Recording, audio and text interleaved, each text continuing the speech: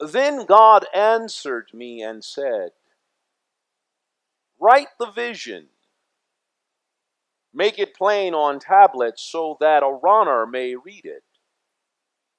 For there is still a vision for the appointed time. It speaks of the end and does not lie. If it seems to tarry, wait for it. It will surely come. It will not delay. And I want to read that to you in the PDD translation or paraphrase. That's the Pastor DeWayne Davis translation.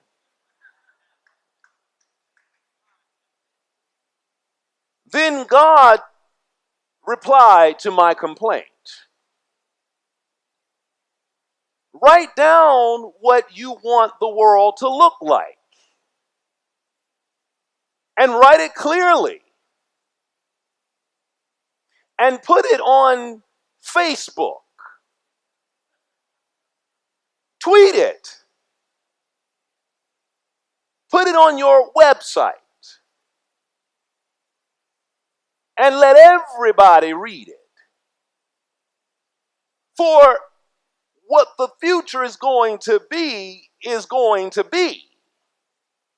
And I told you what it was going to be. I told you it was going to be a time of victory. And that won't end. And I'm not lying to you. Now, if it seems like it's taking too long, wait. See, you didn't hear what God said. If it seems like it's taking too long, wait. Because I'm telling you, it's coming. And when it comes, it's coming quick.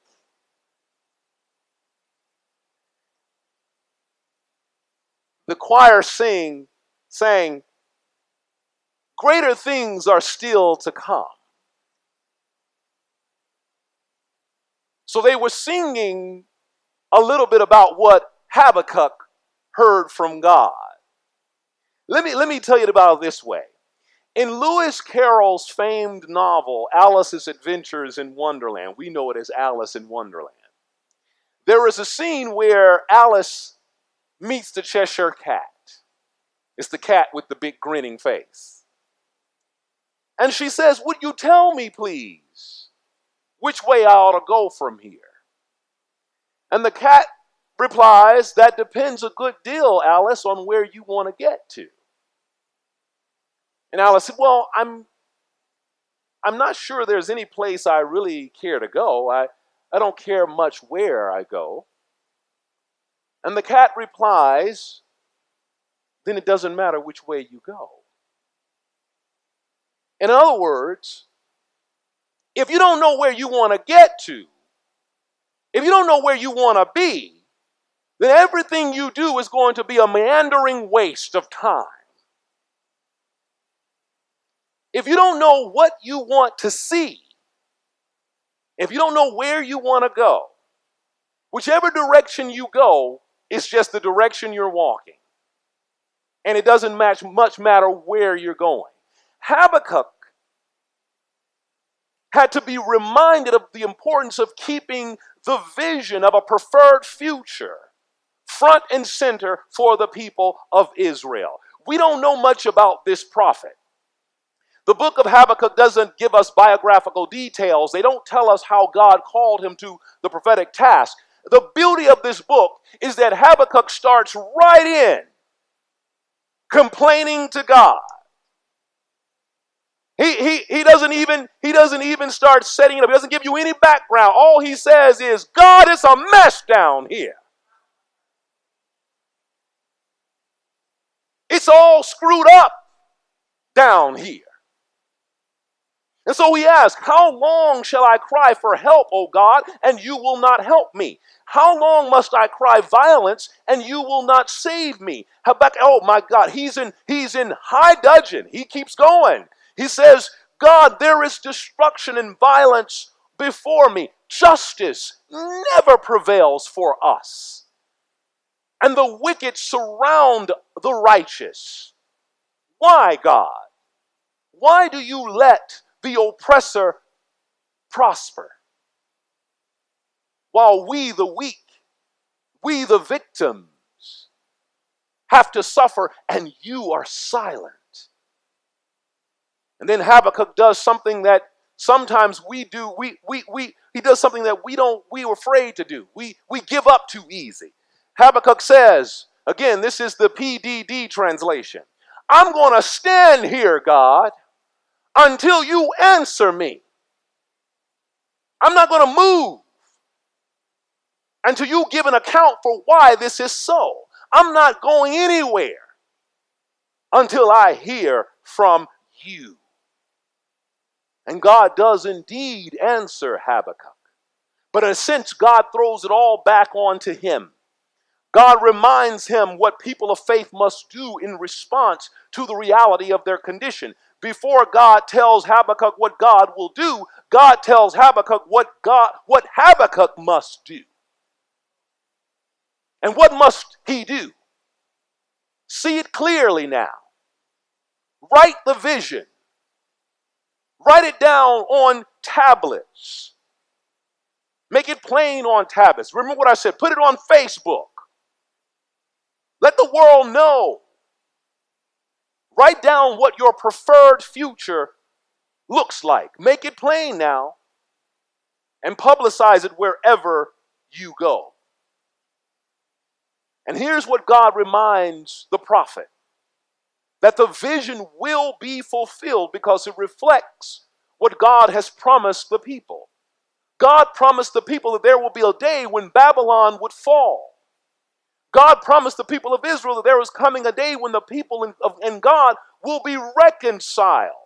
God promised them that there was coming a time when everything will be made right. And here's the thing. You can bank on what God says.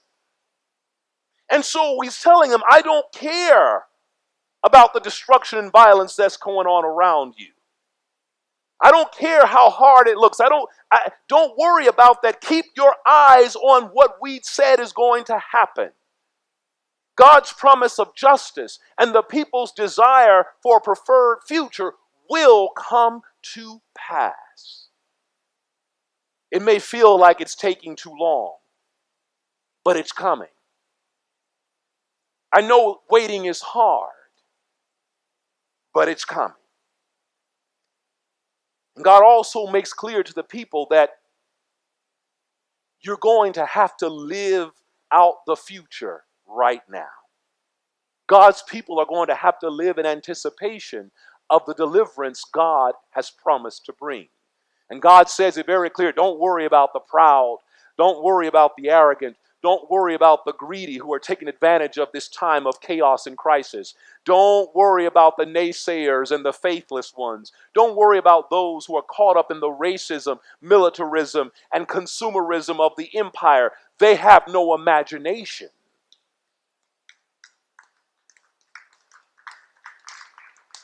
They have no imagination. They can't see beyond what's visible. But God's people are supposed to see beyond the visible.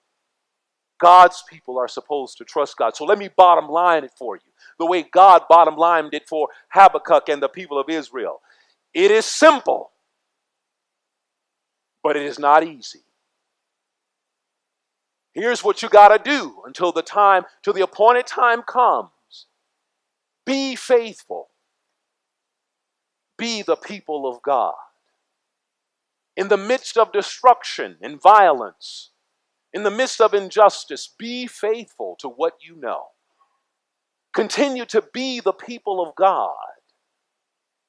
Because the people of God are the ones who have the imagination, who can see beyond the visible, who know that the preferred future is victory. I know it's not lost on us that we are attempting to be church in a rapidly changing time and culture. We here at All God's Children are ministering in a context of violence and cynicism and injustice. We are trying to be church at a time where church is viewed as so many other institutions, as unreliable, unresponsive, and out of touch. We're trying to do something that has to compete with the world that is flashy and big. In a word, it's hard to get people into this place on Sunday morning when you got good weather like that out there. It's hard to get people to come here when, if they want to fight and gossip, they can do it with a group of friends down at the corner Starbucks. It's hard to get people in here when they end up being judged and treated badly in here. Oh, you all don't want me to preach, but that's okay. That's all right. The board still says I'm all right, so I'll keep preaching. I know that it is hard to be church at a time like this. But one of the things that we have to do is to name the reality.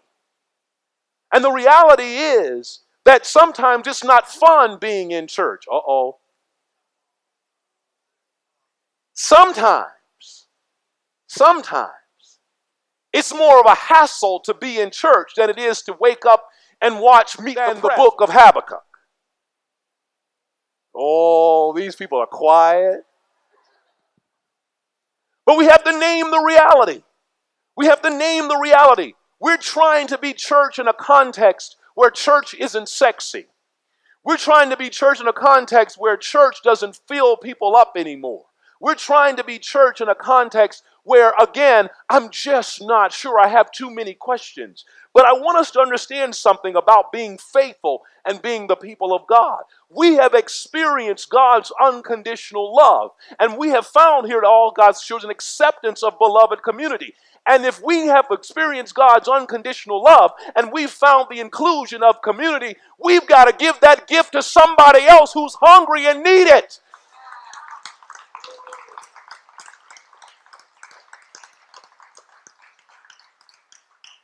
We can't be worried about the naysayers and the faithless ones. We can't be suspicious of the visitor. We can't do it. We've got to be faithful to God. We've got to be the kind of place that our name suggests that we hope to be. All God's children. We've got to be it even when it doesn't look sexy.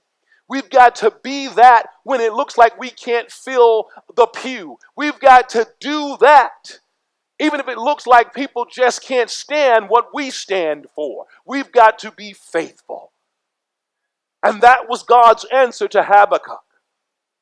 Be faithful. Be the people of God, because the fulfillment of the vision, the fulfillment of a time when God's people will gather together, it's coming, and it's coming fast.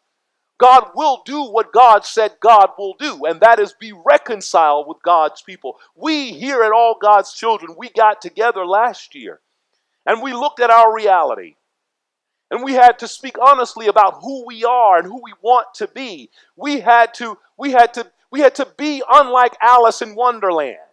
We didn't have the luxury of closing our eyes to what was before us.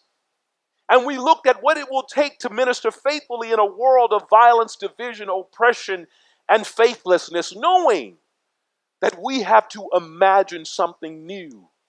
We've got to articulate in a passionate way a transformative and empowering preferred future for ourselves and for people who are seeking meaning and community. And last week we talked about how God has an intention. And God's intention is to make God's house a house of prayer for all peoples. And so we've got to align our purpose and our vision with God's intention. We've got to make this house a house of prayer for all people.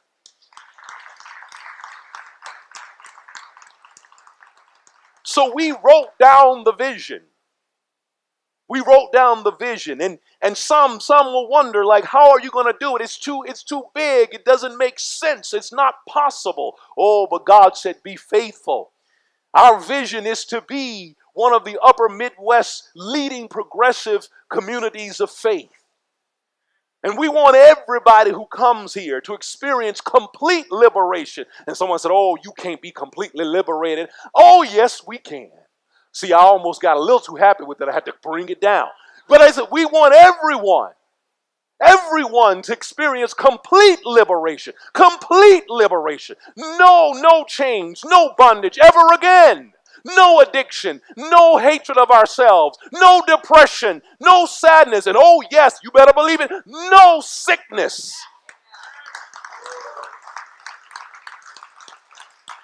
Complete liberation. Complete liberation of God's grace through inclusion and love and action. We want all God's children to discover, develop, and share their talents. Everybody who's sitting here is a minister of the gospel, called and beloved of God to tell the world that God loves you and we love you too. All of us are ministers in here. Oh, you don't need the credentials. All you need to have is the testimony and say, God helped me. And God can help you too. Oh, you didn't hear it. You're a minister. You're a minister. That's the vision. The vision is that we want everything we do here, to equip our members and friends for spirit-led ways of service to make a difference in the lives of God's people. God's bottom line for us as a church and a beloved community is simple. But it is not easy. Be faithful. Be the people of God. Even when it looks like there is no hope for the future that we desire, we are called to be faithful. We're called to be the people of God. God's exhortation to Habakkuk reminds us that we have written the vision. We've made it plain. We put it on paper, we put it on Facebook, we put it on the website. But now we have got to be the heralds about God's faithfulness and loyalty. We've got to say the vision is coming. It will be fulfilled. We may not see it. We may even give up. Some of us may fall aside. But the vision has not ended, and it does not lie. God is not mocked. The vision is ours. And if we are faithful and we keep our hands on task, God will fulfill it. The choir said, greater things are still to come. Greater things have yet to be done. Believe it. Amen.